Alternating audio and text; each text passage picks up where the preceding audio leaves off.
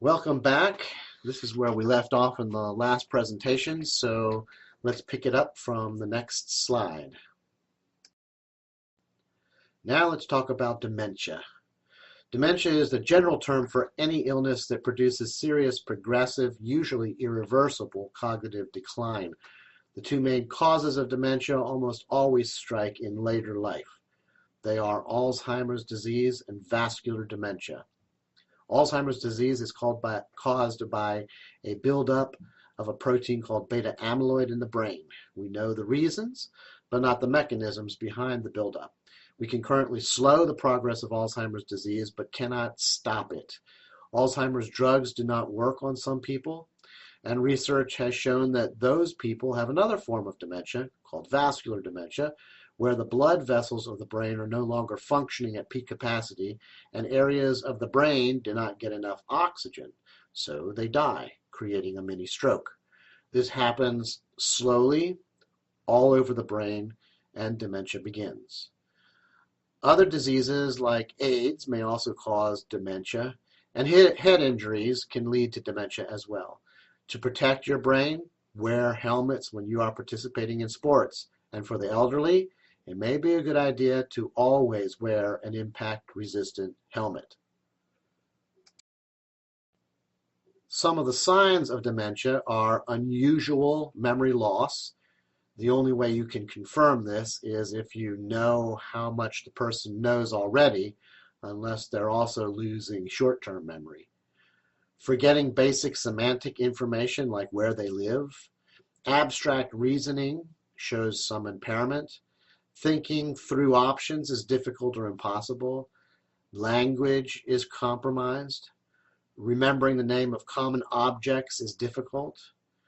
Judgment becomes impaired. They may undress in public. They may wander aimlessly or endanger their lives. And later stage symptoms may include loss of all functions, meaning they have a loss of speech, ability to feed themselves, dress themselves, or do any simple movements.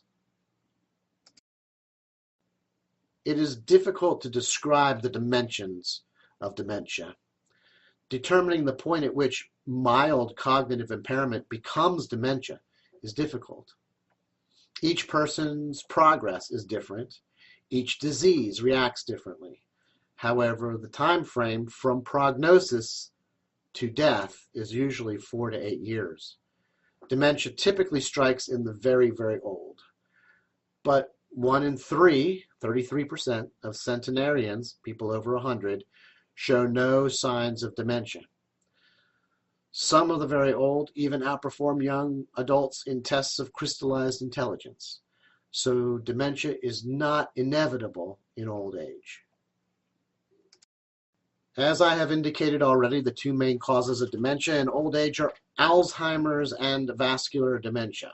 Alzheimer's disease attacks the neurons of the brain. Neurofibrillary tangles and senile plaque builds up in the brain, destroying brain cells. And vascular dementia attacks blood flow, which causes impairment of the vascular system of the brain, causing multiple small strokes. My grandfather withered away from this disease. He slowly lost the ability to speak, but he could communicate still because he could write at first and then grasp our hands and squeeze them later. He always seemed to understand what we said to him, but he slowly lost the ability to control his body movements. By the end, he could not walk by himself, stand, or dress himself. Yet he seemed to know who we were when we were near. Research on Alzheimer's disease concentrates on the plaque and the molecule called beta amyloid. If scientists can stop its production or find out why it's overproduced in the body, they may be able to stop Alzheimer's from developing. There are some people with a genetic marker that makes them more vulnerable to developing amyloid overproduction. Much like AIDS, we can't cure dementia, and we can't stop it, but we can slow it down. Physical exercise promotes vascular functioning, which decreases the risk of getting dementia. Anecdotal evidence indicates that a blow to the head will start the disease, so keep your head safe, wear helmets, And in dealing with the disease, we have to look at both the patient and the caregivers, their family and loved ones. When it comes to helping the dementia patient, in the early stages, external aids like note cards hung in appropriate locations can help. In advanced stages, think like you would for a young child. Place locks and buzzers on doors to prevent patients from wandering off. Of course, buzzers won't prevent them from wandering off, but they'll alert you that somebody's opening the door. Remove toxic substances from reach. Protect against injury from knives and dangerous appliances. Protect the patient and keep them functioning as well as possible for as long as possible. Be caring, loving, and supporting. Be caring, loving, and supporting. Easy to say. But imagine the person you loved. They're unable to control their emotions. At times they're raging out of control for no reason that you can discern. They're unable to recognize you. In this situation, physical and mental abuse may occur. There are support groups for family members to help with the emotions that are created while caring for a demented loved one. Realize it isn't the person acting this way, it's the disease. When total care is impossible in the home, and for most caregivers, that time will come. There are other options. Now let's talk about the care of the elderly. Roughly 3 out of 4 women in their 80s are widowed and live alone.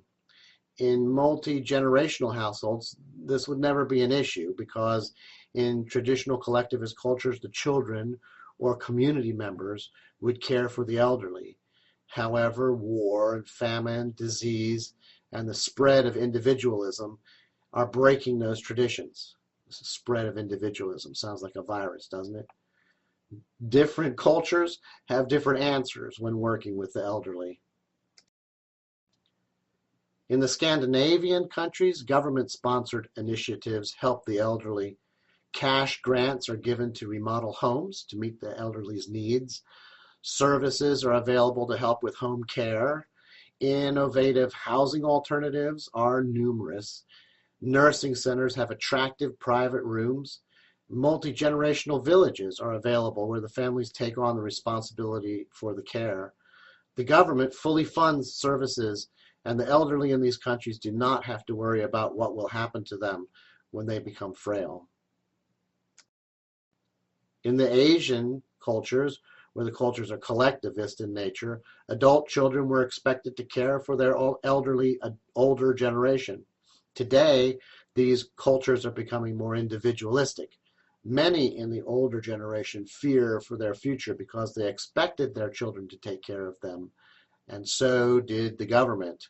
So there is no government care to fall back on. They never saved for their retirement, and they are not sure that the younger generation will accept their filial duty. In the United States, we have Medicare, which is the U.S. government's program of health care for the elderly. It only pays for cure-oriented services. It does not pay for many normal items. For instance, it will not pay for skilled nursing or rehabilitative care or personal care assistance or alternative medicine treatments, cosmetic surgery, vision, hearing, foot and dental care, etc. If you cannot care for your loved one at home, services and settings exist to care for older people who are in good health, and others care for those who are experiencing various levels of age-related maladies. These services include continuing care retirement communities, assisted living facilities, daycare programs, and home health services. And we'll talk about each of them in a minute. Before you decide to take your loved one out of the house, there are things you can do to help improve their situation at home. Put everyday items within easy reach so they do not have to reach for them, which can cause them to lose balance and fall. Remove rugs that slip and slide. Even I have taken a tumble on a sliding rug. Remove heavy shag carpeting, which can catch a frail person's weak feet. Falls are a main cause of injury to the frail. Remove small objects that can trip the elderly. Improve lighting condition for their tired eyes. Have someone over on a regular basis to clean and cook, drive to the market. It might be a good idea to get the person a pet. Some elderly do not take care of themselves. However, they will care for a pet and in the process care for themselves. They'll turn on the air conditioning to keep the animal cool or the heater to keep them warm, and in doing so, they'll keep themselves cool and warm. They'll also feed themselves when they feed the animal. When loved ones are cared for at home, there are day care programs which offer day care services for elderly who live with relatives when their relatives work outside the home during the day. The loved one must be in good physical health, but there are also specific dementia daycare facilities. There are also home health services, which are nursing-oriented, and housekeeping services for impaired people living at home. When your loved one has to be cared for outside the home, there are many options in the United States. However, you must look for the quality locations. One option combines many alternatives in the same location. This is called a continuing care retirement community, which is a housing option with a series of levels of care moving into more intense care areas as their tenants need it. You basically purchase a home in a community, and when you become a little frail, you move into an assisted living facility on the grounds, which provides care for the elderly with instrumental ADL issues. When you end up with basic ADL issues, they have a nursing home as one of their facilities on the site, and you will be cared for there until you need hospice services and end-of-life care, which they will also provide. The question is, how good is the quality of care at the end of life? People tend to look at the wonderful homes they purchase and are swayed or swept away by the sales pitch hype and do not inspect the entire facilities. The nursing home on the site may not be nearly as nice as the facilities that they're certain to show you. So now we need to talk about the sad state of nursing homes in the United States. Institutionalization is required when a person has basic ADL issues and can no longer be cared for at home. Women make up nearly 3 out of 4 residents with ages well over 80. Mostly it is Medicaid that pays for long-term care in nursing homes and other long-term care facilities. However, 1 in 4 nursing homes is seriously substandard. The caregivers in the long-term care locations are CNAs. That's a certified nursing assistant. CNAs are at the bottom of the wage heap. They're paid the least, and they are all overworked.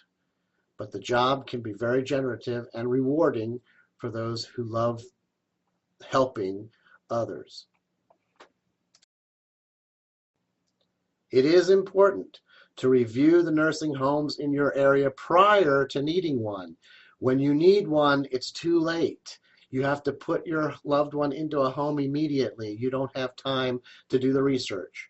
A good place to find information about nursing homes in your area is the Consumer's Digest, and I'm giving you a link to that location. Another good website is the ProPublica organization. I've given you a link to that one as well. And that's the end of this section. Next and last, we'll deal with death and dying. A wonderful topic.